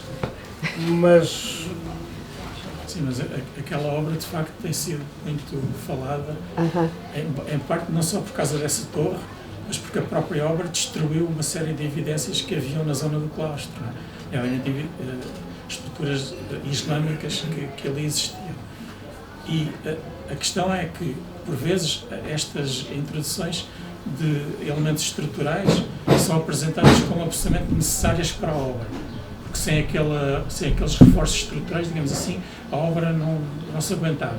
O problema é que ali, ao longo do tempo, aquela obra já vai ao longo de vários anos, houve alguma inconsistência nesse tipo de argumentos, porque houve um movimento muito grande contra algumas daquelas alterações, foram pedidos pareceres ao LNEC, em alguns casos os pareceres contrariaram um pouco essa ideia, ou seja, mostraram que aquilo não era absolutamente necessário para a segurança da obra nova que se estava a fazer. Era uma opção, mas não era uma opção obrigatória que não tivesse outra alternativa, não é?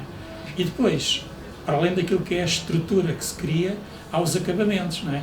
E, portanto, o facto de ter que haver ali uma escada não quer dizer que tivesse que ser revestida com azulejos refletores, não é? E, portanto, quer dizer, tudo aquilo são opções de natureza estrutural e de natureza estética discutíveis e que, em alguns casos, do ponto de vista patrimonial, têm levantado um movimento que já há bastante tempo que se tentou opor àquilo, mas o problema é que tanto quem gera a obra como a tutela, que no fundo autoriza aquelas coisas todas, que era até há pouco tempo a DGPC e que agora é o Instituto do Património, foi autorizando. E, portanto, uma vez que aquilo esteja autorizado pela tutela nacional, faz-se, não é? O que não quer dizer que não deixe de ser discutível e que não haja diferentes opiniões que se exprimam em relação Mas, àquilo. portanto, a tutela não ignora a Carta de Veneza, não é? Não pode ignorar a lei. O problema é que mesmo os documentos formais, nós sabemos isso com as leis, quanto mais com as recomendações, não é? Tem diferentes tipos de interpretações. E é aquilo que eu estava a falar ainda há bocado. Isso é a questão da gestão de conflitos. Quando a gente olha para a Carta de Veneza, portanto, um arquiteto lê de uma maneira, um arqueólogo lê de outra maneira, um historiador lê de outra maneira, todos leem à sua maneira. E, portanto, numa obra, se a obra for bem conduzida e se houver preocupações relativamente às pré-existências, essas coisas tentam-se conciliar. E, normalmente, há um jogo que se faz e há compromissos de parte a parte, mas chega-se a uma solução que agrada minimamente a toda a gente. Quando não há sequer a tentativa de fazer esse acordo e diz-se, não, o que predomina é o projeto do arquiteto, ou o que predomina é o estudo de estruturas do engenheiro e as questões patrimoniais não têm importância ou são menores, então aí há problemas, não é? E este caso, o caso de Lisboa é este caso aqui de Cacilhas também me parece evidente, não é? Porque, para todos os efeitos, quer dizer, se há uma obra que é apresentada como tendo por objetivo valorizar um sítio arqueológico, a primeira coisa que devia garantir era a preservação e o cuidado para com a manutenção desse sítio arqueológico. E aqui o que se faz é uma caixa que praticamente ignora o que está lá no meio. Só para vos dar uma ideia, por exemplo, é óbvio que toda a gente sabe, quando se cria uma superfície envidraçada, onde há calor, portanto, a céu aberto, onde há calor, onde há variações de umidade, onde há luz solar diretamente a incidir, se eu tiver isso numa marquise em casa, o que acontece a tudo o que estiver dentro dessa marquise, se eu não arejar aquilo convenientemente? Cria bolor, cria umidades, fico com as paredes todas cheias de micro-organismos, todas com manchas, não é? É exatamente o que pode acontecer ali naquele sítio, que já começou a acontecer, basta a gente passar lá por cima que já vê, não é? E então foi instalado, obviamente, nós colocámos essa questão desde o princípio, se havia um programa de climatização que garantisse a preservação das estruturas, e remeteram-nos para um projeto de instalação de um AVAC, um sistema de circulação de ar forçado lá dentro, que supostamente resolveria isso. Pois, se a gente vai consultar o projeto tem duas preocupações. Uma é que a temperatura lá dentro não baixe de 20 graus centígrados, porque se baixar de 20 graus, o vidro vai ganhar condensação por baixo e, portanto, não se vai ver o que está lá. Portanto, essa é uma preocupação, faz sentido. Outra preocupação é que aquilo tem iluminação interna, e se a temperatura subir acima de 35 graus, os LEDs que compõem aquela instalação podem começar a funcionar mal e aquilo deixa de acender. E então o sistema está preparado para disparar e aquecer se a temperatura for abaixo de 20 graus e para ventilar com ar frio do exterior se a temperatura subir acima dos 35 graus. Ou seja, aquilo está sempre entre 20 e 35 graus. Não há em lado nenhum uma indicação que diga assim: o que é que acontece às estruturas arqueológicas submetidas permanentemente a uma temperatura entre 20 e 35 graus, com níveis de umidade enormes e com a luz solar incidir diretamente sobre ela. Não há. Em nenhum sítio daquele projeto, seja o de climatização, seja outros, se diz que há uma estrutura arqueológica, aquilo está feito como se fosse uma caixa em betão com uma tampa de vidro e não tivesse nada lá dentro. E uma coisa daquelas deveria ter tido primeiro um estudo de conservação e restauro, feito por gente qualificada, que dissesse quais as recomendações e quais as indicações para que o ambiente que se gerasse à volta daquelas estruturas arqueológicas as preservasse e não as degradasse. Porque a colonização biológica daquelas estruturas o que fará é que todas aquelas argamassas são argamassas à base de cal, que se vão desagregar muito rapidamente. E dentro de pouco tempo, nós, se não se fizer nada entretanto, vamos passar por ali e vamos ver aqueles rebocos a caírem para dentro dos tanques, e qualquer dia os tanques, em vez de estarem rebocados, estão todos em osso. Aliás, se repararem, naquela janela mais pequenininha, o tanque, naturalmente, ao longo do tempo, também já perdeu naturalmente ali o reboco. E, portanto, o que nós vemos naquela estrutura, vemos o muro, propriamente dito, com a sua estrutura, portanto, a sua construção, com pedras, com elementos cerâmicos, que constituem a estrutura do muro. Já não vemos o reboco, porque ele já caiu. Os outros todos, se não for feita qualquer coisa que controle as condições ambientais ali dentro, vão cair, mas vão cair por uma ação que a mão humana introduziu naquele espaço, e que, se ele tivesse tapado, pelo menos não lhe acontecia. Estava melhor tapado. Neste caso, como o Rui disse há bocado, era melhor não terem feito nada do que terem feito aquilo. Porque o sítio tapado, como viram nas duas fotografias que eu mostrei, entre 1991 e 2022, quando foi destapado, estava igual. Durante estes 30 anos, entre o princípio dos anos 90 e os anos 2020 e 2024 que nós estamos, o sítio manteve-se praticamente igual, porque não teve grandes variações de temperatura, não teve grandes variações de umidade, não teve incidência direta da luz solar. E, portanto, ele esteve em ambiente relativamente controlado e preservou-se. Agora, alteram-se as condições a que ele está sujeito e não se introduz nenhum sistema que forçosamente obrigue a que os níveis de umidade relativa, os níveis de temperatura e a insolação não atinjam valores perigosos para aquela estrutura, o que vai acontecer é que ela se degradará muito rapidamente, e aquilo que se preservou mais de 1500 anos e chegou até aos nossos dias, provavelmente não chega à próxima geração. Portanto, o projeto preocupa-se com a estrutura moderna e com os LEDs que lá têm, não sei o quê. Exato. E aquilo que é o assunto mais valioso é o objeto da obra. É o objeto da obra. Exato, a obra foi fica à mercê daquela estrutura que foi inventada. Por outro lado, e isso era uma pergunta que eu queria fazer, houve valorização, aquilo passou a ser algum ícone aqui de Cacilhas. Eu posso estar distraída, mas eu não vi nenhuma legenda, nenhuma explicação do que é que está ali por baixo. Portanto, parece-me assim uma cena maluca de consumismo barato. A Câmara tem que dizer que fez qualquer coisa, fez uma coisa altamente moderna, não sei o quê, mas depois, quer dizer, qualquer pessoa passa por ali distraidamente, só nota que de repente aquilo é vidro, olha para baixo e vê uns buracos, e não há explicação nenhuma.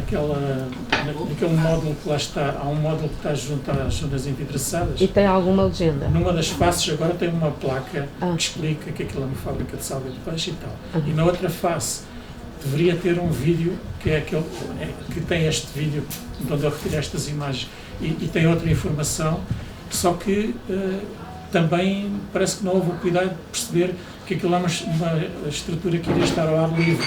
E o que aconteceu é que aquilo variou logo que choveu a primeira vez em cima, variou. E depois havia outra coisa que o projeto também previa e que não foi executado, penso eu, por razões financeiras, talvez, né?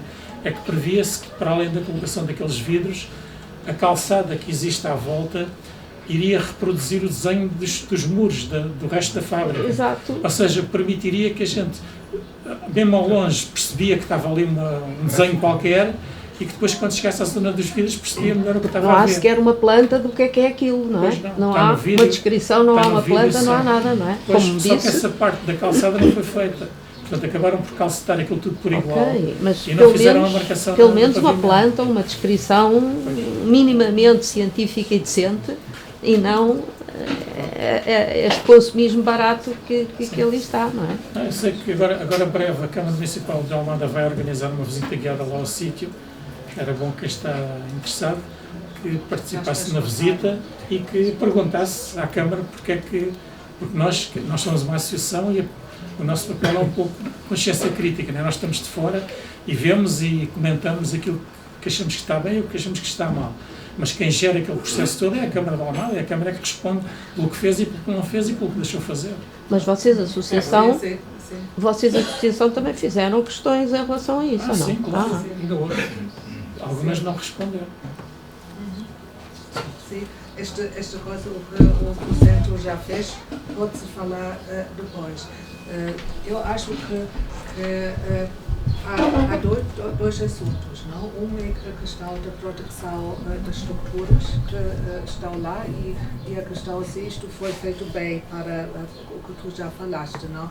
E a outra questão é que eu vou dizer a partir de como eu vejo quando estou a passear por aqui, quando isto estava pronta, e por curiosidade foi lá, quis ver, etc., estava completamente desiludido, porque havia muito sol, isto já, os vidros sujam-se muito rapidamente e depois é muito difícil ver, à noite vê-se melhor com a iluminação, mas durante o dia vê-se muito mal o que lá está. E depois tentei perceber se há informações à volta. Telas de mono preto, que percebi este fornece informação. Tinha lá um filme que também não vi, porque havia muito sol e não foi possível ver nada. Havia uma explicação mínima. Fiquei completamente desiludida sobre este aspecto, não sabia nada, isto só soube mais tarde, estes problemas da preservação da estrutura, só do que eu quis lá perceber sobre o que o Jorge nos explicou, toda esta economia à volta das salgas, o que era isto. Eu conheço a musealização das salgas na Casa dos Picos. E lá, se eu tenho cá amigos da Alemanha para me visitar, vou lá já há anos, vou lá com eles, porque lá percebe-se muito bem. Lá percebe-se muito bem tudo isto que tu explicaste antes. Aqui não posso ir com ninguém, porque aqui isto não dá um contexto que se pode transmitir, ou que se pode perceber toda esta história que está atrás, toda esta economia que lá está atrás. Não? E eu pergunto-me sempre se não podia ter havido uma outra possibilidade para musealizar este sítio de uma maneira em que dava melhor a perceber o que é isto. Não? Eu ouvi uma vez falar que já, mas isto deve ter sido há muito tempo, se não se podia, no sítio da Caixa Geral de Depósitos, onde hoje é o Vaticanos, como as salgas se prolongam lá por dentro, isto não podia ter sido uma coisa, a Câmara podia comprar ou fazer lá um pequeno museu, etc. Não sei, não sei isto. Mas a única coisa que eu acho, a partir da minha própria experiência, que isto como está, não está bom. Não está bom para perceber nada e outra, minimamente percebe-se qualquer coisa, mas não suficientemente. E o resto, que provavelmente é ainda mais grave que o problema da preservação da estrutura, isto só percebi através dos arqueólogos que explicaram isto. Sim, só isso quero dizer. Falar já agora? Sim, já agora, vou tentar ser breve. Gostaria então de saber que proposta é que poderia ser. Eu concordo que, digamos, a solarização que está exposto, o tipo de, é grave, dificulta muito quer a visão, quer, digamos, a condução visual da percepção da obra, quer as condições, e isto é muito sério, né, as condições de conservação, com certeza.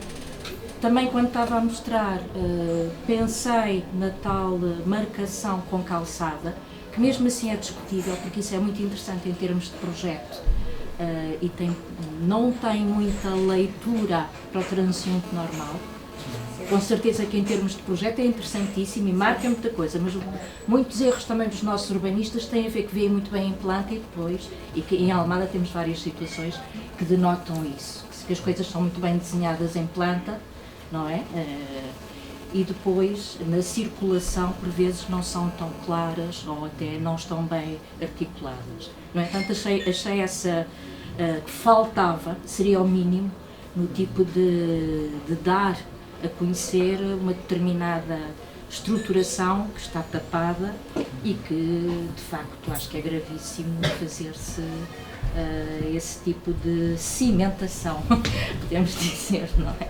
Os vidros, acho que é muito complicado essa. Agora, gostaria também de saber se em altura, portanto, se há de facto em altimetria a ideia de uma estrutura levantada, como, digamos, os eixos visuais, o enfoque, portanto, o varrimento visual da praça é bastante lato. Eu penso que não há propriamente uma grande opacidade, porque acho que há visualização por fora de uma possível estrutura que se pudesse levantar, não é? Uma coisa que já é diferente, por exemplo, quando estamos a 25 de Abril, uma coisa que eu gostava imenso era aquela leitura em aberto sobre o rio, e agora temos umas construções opacas, pronto, dentro da Lisnave, que acho que retiram muito, digamos, da nossa privilegiada acessão visual ao rio. Ali, penso que não seria assim tão grave, não é? Não sei, eu gostaria de ouvir então qual era a vossa ideia. É engraçado que a explicação neste momento só existe no YouTube, não é? Só online é que temos que ter mais. Eu sei de várias... Até com outros estudos anteriores a este. De várias décadas, mesmo internamente, que a Câmara de Almada, ainda no tempo que era a Caixa Geral de Depósito. Sim. Há pouco eu falava dos contextos, porque a fábrica estava num contexto Rio e Ravina. E os Vaticanos, aquele edifício que não tem grandes qualidades construtivas, podia ter sido adquirido pela coisa pública e ser demolido e termos uma interpretação hoje da relação das Salgas com a colina, com a riva próxima, não é? E estamos a falar de contextos. Eventualmente, uma solução coberta chegava, mas nós somos um país rico, não é? Fizesse essa ligação até com a Ravina, não era? E temos a leitura da fábrica em U. Não, aliás, se repararem, toda aquela correntezazinha onde está o Vaticanos, é uma excrescência, ou seja, não tem a ver com os outros prédios que estão ao lado. Desde os anos 80 que eu me lembro que me dizem que aquilo era clandestino e que era para demolir. Aquela correntezazinha ali eram coisas que estavam a prazo. E na altura até, quando as primeiras evidências da fábrica surgiram, a ideia que havia, quando aquilo fosse abaixo, escavasse-se então a fábrica toda e poderia ter ali um projeto interessante, porque se repararem, quer dizer, nós temos aquela planta em U, mas temos um bocadinho na zona do passeio, um bocadinho debaixo de onde está o Vaticanos e depois está ali uma outra faixa que nunca foi escavada. Portanto, se aquilo fosse tudo aberto, tínhamos ali aquele U todo, não é? E, portanto, ficava uma coisa com outro impacto até em termos visuais, e acho que do ponto de vista de qualificar a oferta turística daqui da zona de Cacilhas, aumentava substancialmente. Isto que se fez não aquece nem arrefece, não é grande coisa, não é? Mas, de facto, houve outros projetos antes, até patrocinados pela Câmara, mas com outras administrações, não é? Portanto, as coisas, quando as administrações mudam, às vezes as orientações também mudam, não é? Mas chegou a haver um projeto para um edifício que fosse, de facto, cozer o fim daquela banda ali, e que era um edifício para uma instalação hoteleira, não é? Mas que dentro do próprio edifício iria ser incorporada a fábrica de salga, como há vários outros casos, como está na Casa dos Bicos. Casa dos Bicos, portanto, as salgas estão dentro do edifício, e o edifício, portanto, foi construído deixando o primeiro andar, ou o resto de chão livre, para as estruturas arqueológicas, e só tem construção daí para cima, não é? Ocupação nova daí para cima. Ali podia ser feita uma coisa similar. Aquele edifício que estava aqui, do turismo, é um posto de turismo da cidade de Cádiz, em que também reservaram, mas aquilo é uma divisão de um edifício maior, não é? Portanto, havia outras soluções para aqui, não é? E esse diálogo com a Ravina parecia-me interessante. Exatamente, não é? claro. Essa do SAR. Aliás, é uma coisa que também tem sido usada em diferentes épocas ao longo dos dias. E aqui permitia também uma outra integração maior, até com esta própria zona ribeirinha aqui de Cacilhas, porque também já sabemos que aqui em Cacilhas havia outros núcleos de salgas do outro lado da rua, na zona ali do Beco e por aí fora. Ou seja, havia uma linha de água que passava aqui na zona onde é Cândido dos Reis hoje, e em época romana, dos dois lados dessa linha de água havia tanques de salga de peixe. Portanto, era uma atividade intensa aqui em toda esta zona. E se calhar teria havido uma maneira diferente de conceber até este fim aqui da Cândido dos Reis e a zona e esta integração com o Largo de Cacilhas, valorizando melhor um elemento patrimonial interessante. Mas para isso era preciso que quem gere o ordenamento desta zona desse importância a essas questões, porque o facto de isto ter sido atirado assim quase para baixo do tapete é porque se considerou que era um elemento menor, e sendo um elemento menor não era preciso dar mais importância do que esta. Aquilo que me parece é que estamos a respeitar o Vaticano. Aquilo é para respeitar o Vaticano. Está tudo dito. Desculpem-me a minha ignorância, mas os senhores do Centro de Arqueologia não têm o estatuto de especialistas? Não. Somos uma associação. É uma pena, porque eu acho que tem um percurso já com tantos anos, não é? Sim. E não há... Nós procuramos fazer alguma pressão junto da Câmara. Exatamente. E, portanto, desde sempre, desde os anos 80, que nós sempre defendemos que aquele sítio devia ser colocado à fruição pública, mas aberto. Portanto, não numa solução como esta, não é? E isso voltámos a fazer desde 2019, que se começou a falar que o projeto que ia para a frente era uma coisa deste género, portanto uma coisa envidraçada, apenas com uma ou duas janelas para ver alguns dos tanques. Portanto, temos várias correspondência trocada com a Câmara, que em alguns casos não tem resposta, em outros casos tem resposta que é um bocado evasiva e não é muito direta naquilo que se diz, e não só com a Câmara, porque também temos tentado fazer alguma pressão junto da tutela nacional, que neste caso era primeiro o IPPC, depois passou mais recentemente para a TGPC, e que, sendo o edifício classificado como imóvel de interesse público, também tem a responsabilidade sobre isto, porque quando a Câmara ou outra entidade quer fazer qualquer coisa ali, tem que pedir a autorização prévia da tutela. E se a tutela não autorizasse, não se fazia aquilo ali, não é? Portanto, se aquilo ali está, a Câmara pode argumentar que isto foi autorizado, e tem razão, não é? Agora, a questão aqui é que, tanto do ponto de vista da gestão local, como do ponto de vista da tutela nacional, há aqui uma clara desvalorização de um sítio arqueológico que podem dizer, não é igual a Troia, mas em termos locais é aquilo que nós temos. É aquilo que nós temos e é aquilo que aqui no nosso sítio podia fazer alguma diferença. E assim não faz. como a Eva disse, quer dizer, se aquilo fosse bem tratado, podíamos ter um sítio diferente, porque nós teríamos orgulho em trazer pessoas para ver. E outras que viriam cá por sua própria iniciativa. E assim não, quer dizer... E levantam, digamos, uma atividade que é muito rica no nosso concelho, que é também um concelho com muita história na indústria, e não é? Para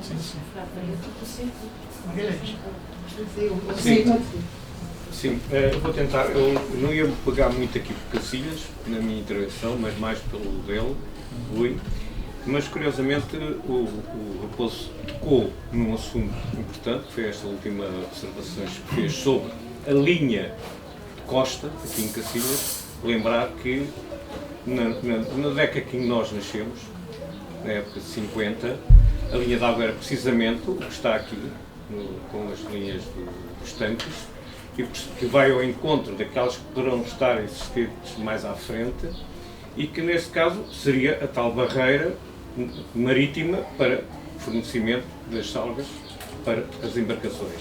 Portanto, há imagens na década de 50 quando começam a assorear, a encher, para hoje ser o que é Cacilhas, o seu terminal. Até a década de 50 ali não existia nada. Era alguns locais de apoio aos pescadores aqui na zona de Cacilhas.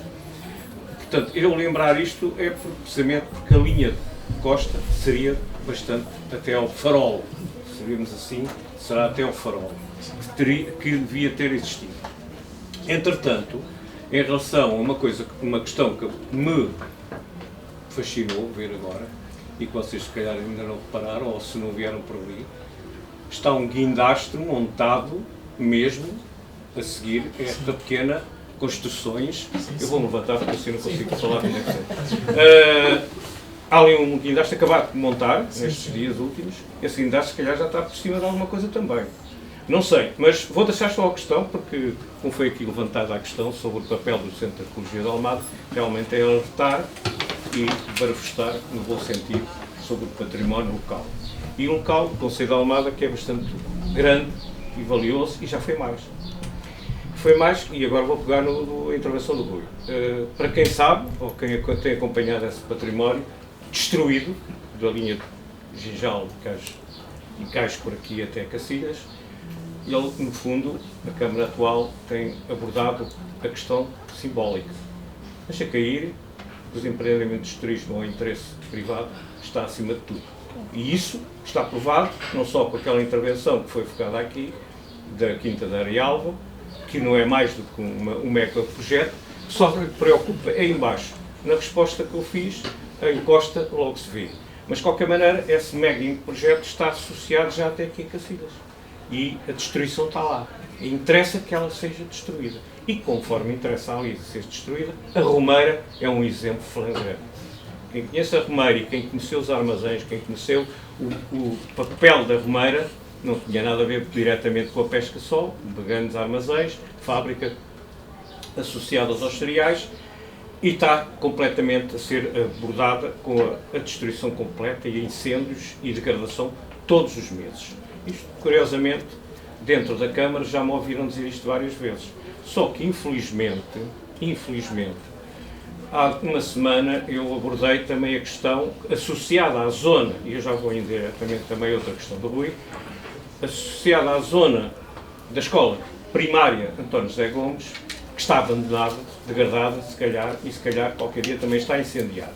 E digo isto porquê? Porque há uma semana eu abordei pela terceira vez a questão, que se fala muito da recuperação do património do Palácio António José Gomes. Poderíamos prolongar porque é que isso está assim ainda, e não se faz intervenção, até se calhar cair em cima das pessoas que trabalham lá, possam lá ir, mas acima de tudo a escola primária não passa um cartão. E há dias, há uma semana, abordei a responsável da cultura, dizendo-lhe, lembrando, António José Gomes, escola primária, não está a ser respeitada. Isto, entre outras palavras e de outros contextos de palavras, não está a ser respeitado. A resposta da responsável da cultura da Câmara foi dizer-me assim, tenho pena, mas nós herdámos muita coisa. Quer dizer, herdámos muita coisa para essas pessoas que vieram para trabalhar ou vieram dirigir este Conselho, vindo de outros Conselhos, que nem conhecem o Conselho de Almada, e alguns na altura até nem sabiam o nome das coisas e a localização delas. António José Gomes, escola primária, é um dos exemplos. Está a janela aberta, disse-lhe eu. Pois é, hoje já vieram dizer também uma colega do departamento que já viu entrar alguém para lá para dentro, da escola primária. E ela, vão ver, mais dia menos dia, se não vai acontecer o mesmo que aconteceu com toda a Romeira, que dia para dia está-se a perder. Porquê também? Porque já há mais de um mandato, no primeiro mandato desta autarquia, mais concretamente presidente, e quem possa poder ficar aborrecido com as minhas intervenções, ou minhas palavras, não é mais do que a verdade no terreno. Que é, a Romeira não deixa de estar, já está antes do Gijal e do Caixo, toda aquela linha até a Arialva, não deixou de ser a primeira intervenções da Câmara. Ou seja, património para os estudantes, património privado, património assim, mas ele deixa-se destruir. Convém deixar destruir para a gente justificar, vir cá alguém, ficar com isto e depois fazer o que quiser, e o património é assim que se constrói. Não, nem se valoriza, porque ele não existe. Eu já disse isto afirmativamente, há vários encontros, já aqui que já não tenho ouvido, ele não existe. A gente pode afirmar que hoje não existe quase património industrial. E eu assumo isso, e até ver o pior, que é também as quedas de paredes ou algo assim, catástrofes autênticas, nomeadamente no Atira-te ao Rio ou o Cais Final, que não sei se algum dia não vamos ter aqui grandes notícias negativas. Indo indiretamente ao que o Rui falava há pouco, sobre o mureto que há ali na zona da Romeira, que há as antigas fábricas de cortiça, suponho que era essa área, pois há pouco falou-se aqui no falecimento do historiador, que é preciso dizer, Policarpo, que tem muitas bases escritas e deixadas, felizmente, ao nosso Conselho e a todos nós, escritas, e ele é do tempo em que um grande projeto está no planos vários da Romeira. A Câmara tem esse projeto para valorizar essa zona das antigas fábricas da cortiça que, entretanto, incendiaram, vandalizaram e tal, também aquilo lá dentro só deve existir ervas e árvores, e complementava com a Rua Fevereiro até praticamente ao Clube da Liberdade ou até a Emílio Navarro, o contexto todo para aí acima de valorização do património. Pois bem, estes projetos estão feitos, estão no terreno, como outros, como aqui os atrás de nós, onde estava previsto, ou está também o concurso internacional para os célebres parques de estacionamento subterrâneo. Estes projetos existem, mas as pessoas não querem esses projetos já, porque são de outras gentes, são de outras pessoas. Então, convido-se à universidade e façam projetos, que é para justificar trabalho que nós não fazemos. É isto que eu respondo pela Câmara, sem ser da Câmara, e muito menos concordar com o que tem feito no terreno, até hoje. Obrigado e desculpa. Fazes muito bem intervir, e é a tua posição de cidadão, porque foi eficaz a tua abordagem sobre a escola António José Gomes, porque esta semana as janelas foram tapadas com pranchas de contraplacado com alguma segurança. Vi agora, quando vim para cá. E é uma escola importante, de um arquiteto que é o Ladens Bermudes, é um belo edifício. Mas, portanto, faz em relação à Câmara, o que estavas a dizer é que é o muro das fábricas de cortiça, quando se fala nisso, a resposta que eu ouço sempre é que aquilo é privado. É de um fundo que não se conhece a cara. Aquilo é privado. Ligado ao Espírito Santo. Portanto, a Câmara não pode fazer nada. Naquele muro não pode. Podia fazer, aliás. Eu estava a ouvir falar e estava a pensar, um dia destes os silos caem. Há lá gente a viver. E vamos ver o que é que vai acontecer. Um dia destes, eu digo isto para moro na Romeira, portanto, conheço bem a zona. Aquele edifício ao lado dos silos, de betão armado, foi o primeiro edifício em betão armado em Portugal.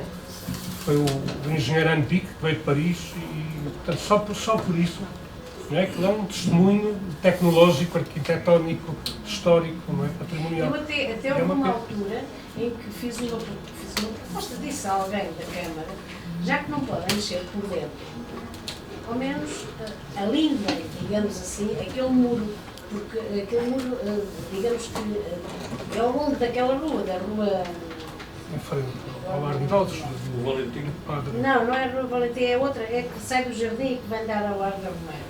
Alindem, tirem, façam qualquer coisa. E responderam, não, nós não podemos fazer nada, porque aquilo é privado. O simples facto de nós pintarmos, por exemplo, o muro, podemos ser processados porque é de propriedade privada. Mas os silos não são privados, os silos são da Sim, Câmara. os silos são da Câmara. Os É, silos são da sim, Câmara. mas isto ali podiam Sim, fazer sim, qualquer sim, coisa, sim, são sim. delas. Mas Não é- é esta argumento. Podiam, mas está à espera que os silos caiam. Não sei, pode cair assim em cima ou não. Mas esse muro, eles dizem sempre que é privado, que é privado, que é privado. Não sei de quem é. Ninguém sabe. Porque é um fundo, não é? São aqueles capitais que ninguém sabe, não tem olhos. Mas quando estes edifícios que existem tantos, e que já existiram e que estamos a perdê-los, mesmo sendo privados, eu penso que a Câmara deveria poder propor ou poder salvaguardar como imóvel com interesse e catalogá-lo ou propor uma catalogação, que há diversos graus de património, não é? E de certa maneira haveria talvez uma salvaguarda, pelo menos era identificado como imóvel de interesse público, de interesse patrimonial, etc. E nesse sentido poderia haver talvez O problema é alguma que salvaguarda. para lá desse muro, e eu sei Não é? porque conheço, vejo lá de cima, não há nada. É só terreno. Não há nada. Que é um belo terreno, não é? É só terreno. Está tudo roubado, Não há e nada. vandalizado. Não há nada. Mas a Portanto, questão aí é que é importante o papel de quem gera o território, neste caso das câmaras municipais, porque as câmaras podem não poder fazer nada, mas são as câmaras que decidem qual é a política de uso do solo. E, portanto, se a Câmara integra aquela área numa área de expansão urbana, naturalmente vêm os interesses urbanos todos e o terreno passa a ter um valor diferente. Se a Câmara em determinadas áreas, porque tem valor histórico, porque tem valor paisagístico, dissesse assim, não, aqui o que se pode fazer é um espaço público, esses interesses já não apareciam, porque sabiam que não podiam construir ali um prédio ou outra coisa qualquer. Portanto, quando se define a questão das políticas de ordenamento do território, tem precisamente a ver com isso. Quer dizer, alguém decide pelo interesse público e pelo interesse das populações o que é melhor ter em determinados sítios, não é?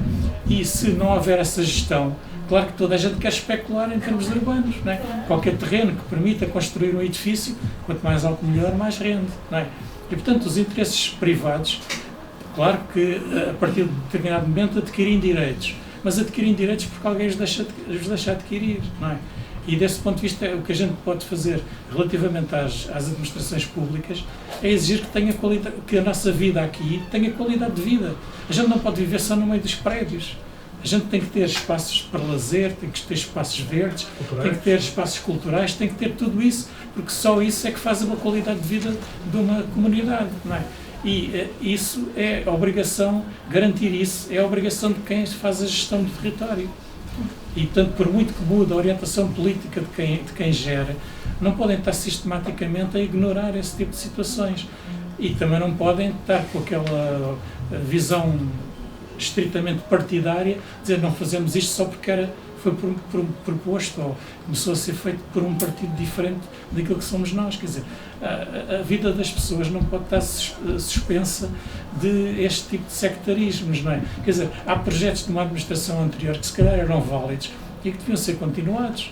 Há outros que se calhar não prestavam para nada e esses sim devem ser abandonados e deve-se fazer coisas novas, ou até às vezes o mesmo projeto pode levar ali uma volta, porque se calhar agora existem preocupações ligeiramente diferentes que obrigam a que se incida mais numa determinada vertente do projeto do que noutras, não é? Mas o papel das administrações municipais e naturalmente também da fiscalização central é muito importante nestas questões, tanto das questões do património cultural, como da gestão do território em geral, e várias das coisas que se falou aqui têm a ver com isso, com a especulação que é permitida quando haveria ferramentas ao dispor da administração pública que poderiam evitar que essa especulação existisse. É claro que vivemos numa sociedade em que os agentes económicos têm que trabalhar e têm que ter meios de subsistir e progredir, mas há limites para essas coisas e tem que se dirimir entre o interesse privado e o interesse público. E a administração tem que fazer isso, tem que pesar as várias coisas e dizer, não, há um interesse público que aqui se sobrepõe ao interesse privado. Portanto, vamos fazer prevalecer o interesse público. Senão, é a lei da selva. Nós não temos o conflito armado, ninguém dá os tiros uns aos outros, mas é a lei do mais forte. Portanto, se é mais forte um fundo imobiliário que vem e que chega aqui com uns milhões do que meia dúzia de pessoas que vivem naquela zona, essa gente chega, tem dinheiro, pode e faz. Não é? E a administração existe para que isso não aconteça. a gente vota democraticamente para eleger administrações que supostamente estão lá para defender os nossos interesses também. Claro que estão para gerir e permitir que os investidores, os promotores, possam desenvolver o território. Mas não podem esquecer o interesse das populações também, não é? Se não o fizerem, é complicado. Sim, quero falar.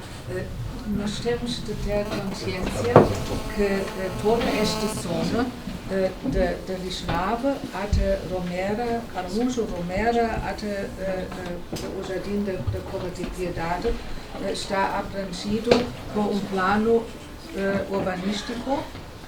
Vocês todos conhecem pelo nome Frente de Parinha Nascente. Este plano existe desde 2009 e tem estatuto de lei. Não? Ainda tem estatuto de lei. E todos os documentos estão na página da Câmara e tudo que se vê sobre isto tem a ver com este plano, neste momento. Acho que esse projeto já foi alterado.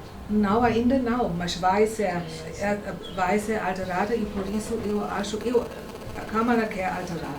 E não só a Câmara, porque a Câmara lá também não tem coisas, não? Isto é do Estado, e mesmo do Estado, uma empresa do Estado que atua como empresa, mas a Romera, etc. não, estas são propriedades, mas tudo está abrangido por este plano. E este terreno, a senhora falou, que está aqui vazio, foi medido quando perguntei sobre isto com vários do planeamento, não? Isto era até agora sempre terreno expectante pelas novas vias do acesso que eles queriam fazer para esta nova cidade que ia lá nascer. Então precisavam um espaço para ter lá metro, ter lá isto, ter lá acessos, não? Também e este terreno estava pensado neste sentido e não podia ser mexida. Agora parece que as coisas começam a ter outra vez uma movimentação, mas eu receio um pouco. Antigamente houve sempre estes fóruns de participação, não? Onde pelo menos foi explicado o que se passou. Neste momento é difícil perceber o que se passa porque já não existem estes fóruns. E eu pensei para mim, temos de estar muito atentos ao que está a mexer-se, que novas legislações vai haver e se isto está no interesse da população ou não. Porque isto é uma área incrível, muito grande, não? Com potencialidades, mas também com muitos problemas. Sim, é isso que acho que tem de observar o que se está lá a passar. Se houver mais alguém que se queira pronunciar, senão vamos Se não houver, ainda podia eu a minha palavra também outra vez. Porquê? A questão também está relacionada com um encontro que houve aqui no Fórum Comunhão Correio, há uns meses, em que se falava no programa Recria. Alguns de vocês sabem que é, ainda está em desenvolvimento em alguns sítios aqui no Concelho, mais pontualmente espalhado pelo Concelho. Mas poucos, mas há. E nessa altura, por acaso, curiosamente, esse encontro não serviu mais do que homenagear alguém que teve motivo de Recria, a nível da autarquia. Isso foi um contexto que toda a gente depois no final concluiu. E nessa altura o Recria abrangia só a zona antiga da Almada, que eu não chamo velha, sou das pessoas que não gosto de chamar velha uma zona antiga. E essas zonas foram algumas delas recuperadas e bem, aqui em Cacilhas também há essas intervenções, mas havia sempre aquela problemática, que foi também nesse encontro muitas vezes focado, que é o proprietário aceitar ou não aceitar recuperar aquilo que está em degradação. Pois bem, aqui, em todo este litoral do Tejo, nunca se viu uma placa dessas. Desde a Romeira até ao Genjal, até à Arealva. Nunca se viu. Eu não vi. E ninguém viu e ninguém justificou. Porquê? Não há essa intervenção num programa de recria. O que é que isto quer dizer com estas palavras? O que é que eu quero dizer mais do que isto? É que as tais leis, as tais exigências aos proprietários, faz com um pequeno terreno que não está limpo, faz com um pequeno espaço que não está arranjado ou que não está preservado. Isto é sistemático para ir para o Conselho e noutros locais do país, mas falamos só do nosso Conselho. Mas estes espaços não têm lei, como aqui já me foi focado. Não tem lei, nem tem dono, nem se sabe até que ponto vai chegar estes espaços litorais que não têm qualquer tipo de projeto humano para se cumprir o que já está escrito nos planos, como também aquilo que devia ser lógico. Não preserva, é património de algum lado e ele tem que ser preservado, ou então vocês pagam, como há outras estruturas a ser pagas, mais tarde com as despesas que forem efetuadas. Obrigado. Eu só queria fazer uma observação. Para já vim aqui para perceber bem esta intervenção sobre as salgas de Mana de Cacilhas. E pergunto uma coisa, está à vista de todos. Ainda outro dia passei por lá e não sabia nada, porque fica bolinhas de água, não sei. Portanto, aquilo está mal. Estará o CCA na disposição de interpelar a Câmara e mostrar o que vai acontecer e tentar, não sei se de outra maneira resolver ou não, e se acha que não vale a pena, o que é que agora vão fazer vocês que são o guardião do património cá da terra, o que é que vão fazer? Sim, nós perguntámos precisamente à Câmara o que é que ia fazer agora para corrigir os problemas que já foram tratados naquela hora. Se tomaram aquela opção, pelo menos agora que a façam bem, não é? E perguntámos o que é que iam fazer para evitar a infiltração das águas, o que é que iam fazer para evitar aqueles micro-organismos que já se vêem a nascer dentro dos fornos e para fazer o controle ambiental daquilo tudo.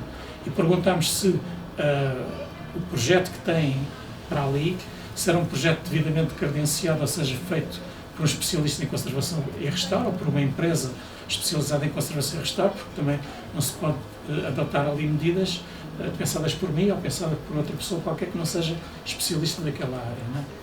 E a verdade é que até agora não nos responderam ainda. E, portanto, o que nós vamos continuar a fazer é continuar a insistir, não só com a Câmara, mas também com o Instituto do Património, que tem responsabilidades também ali, até tentarmos conseguir uma resposta mais concreta. A verdade é que, pelo menos ao nível da Câmara, algum efeito já deve ter tido, porque se vocês passarem lá hoje, alguém já andou a fazer a limpeza dentro dos tanques. Porque se repararem, nos vidros, há uns quadradinhos de vidro mais pequeninos, que têm umas juntas que se vê que aquela junta foi aberta e que é uma tampa para fazer a manutenção quando se vai lá abaixo. E, portanto, já abriram aquilo, já foram lá abaixo. Porque se alguns daqueles tanques que estavam todos verdes, cheios de musgos e pequenos micro-organismos, o verde limparam. Se limparam bem ou limparam mal, também não sei. Porque aquilo não se pode limpar de qualquer maneira, não é? Porque tirar aqueles organismos que já lá estão sem ser da maneira correta, o que faz é que traz reboco atrás também. E portanto o que nós pedimos foi o que é que, digamos que, consulta especializada é que fizeram para identificar qual é o processo correto para intervir e resolver os problemas que aquela estrutura tem. Quem é que o fez? Queríamos ver cópia desse estudo técnico e queríamos ser informados do que é que a Câmara pensa fazer para corrigir o que fez mal agora ali, tanto do ponto de vista da estrutura arquitetónica, como do ponto de vista da execução propriamente dita. E da informação. E da informação também, não é? Porque a verdade é que está a entrar água lá dentro. E a água ali pode estar a entrar de duas maneiras. Ou entra pela cobertura, pelos vidros, que não estão bem selados, e a água entra por cima, ou entra vinda por baixo. Porque a água, aquilo está perto do nível freático, e portanto também há água que entra por baixo por capilaridade, não é? E portanto precisamos saber, se fizeram um estudo para perceber de onde vem aquela água que entra dentro dos tanques, embora o Rui, por exemplo, viu claramente naqueles dias que teve a chover muito, a água a escorrer para as paredes abaixo, ou seja, mesmo que haja água a entrar por baixo, a verdade é que a água a entrar por cima também, e portanto isso diz-nos logo, pelo menos a cobertura em vidro precisa de ser reparada, precisa de ser mais estanque, e a verdade é que nós, se olharmos para o projeto de execução daquela obra, a verdade é que ele detalha muito bem que tipo de tintas é que têm que ser usadas, que tipo de ferro é que tem que ser usado, não diz nada sobre os selantes do vidro, diz apenas, tem uma linha que diz deve ser usado o selante indicado pelo fabricante. Pronto.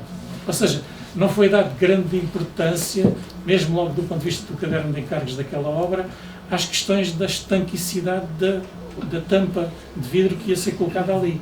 E provavelmente isso não foi bem estudado e a água que penetra por aquela tampa. Mas provavelmente a água que também está a entrar por baixo.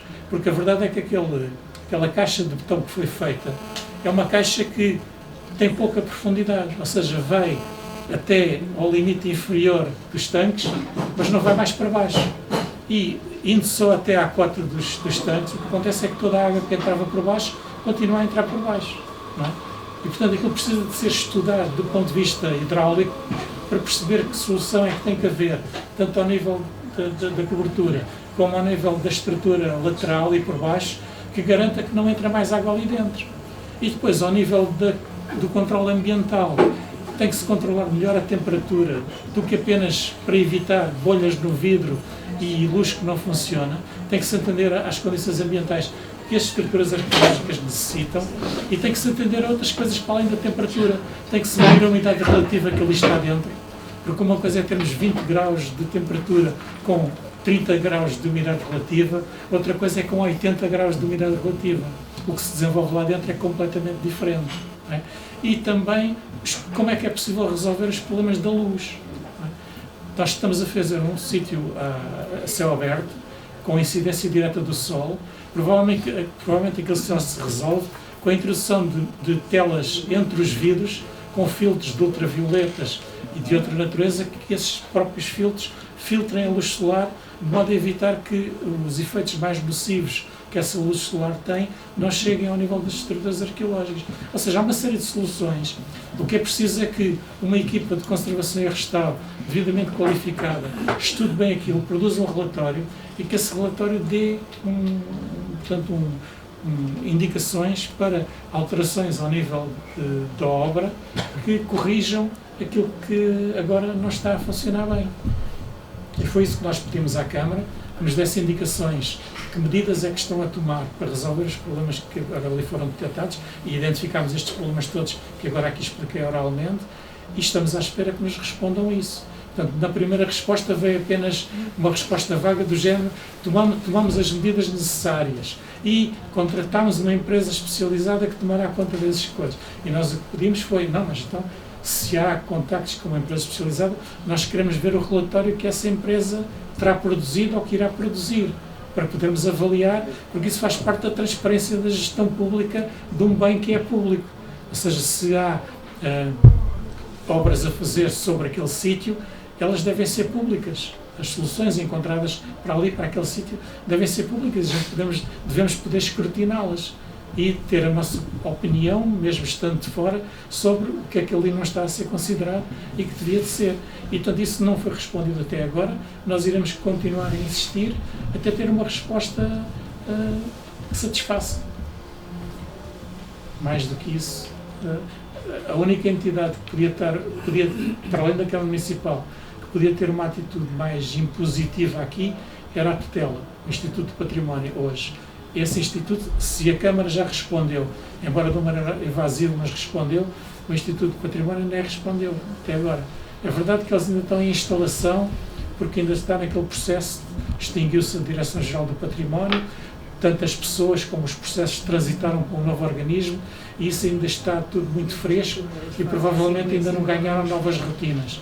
Mas a verdade é que não estão a responder aos assuntos, tanto a estes como outros, por aquilo que a gente sabe, por conversas com outros colegas, a estrutura ainda não arrancou verdadeiramente. Não. Há muita coisa parada, precisamente porque ainda não ganhou o ritmo de cruzeiro depois de esta nova estrutura ter entrado em funções. Vamos ver. Obrigado pela vossa participação e então a próxima vez.